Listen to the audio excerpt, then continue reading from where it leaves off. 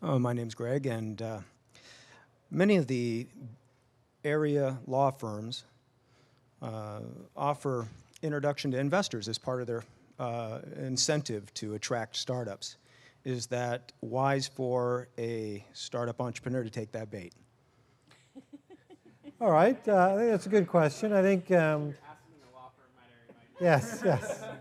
Can you get him funding? Right. I often caution my new clients that, or remind my new clients that, ultimately we are a law firm and not a broker.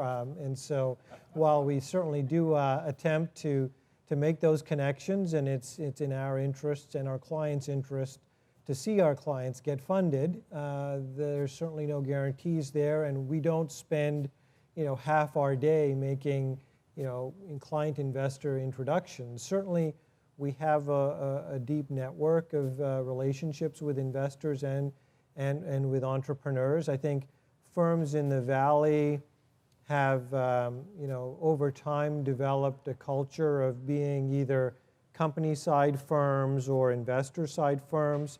With Wilson, I think our culture and our history is very much on the company side in terms of representing entrepreneurs.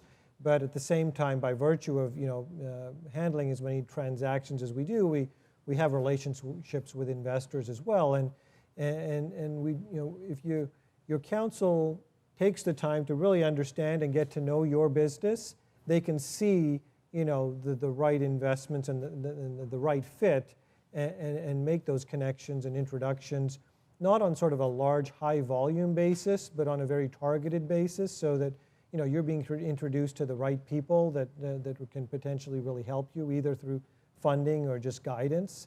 So yes, it's certainly an opportunity or an avenue that you should tap into and use, but it's not something where you simply sit back and wait for your lawyer to line up meetings for you and get you funded.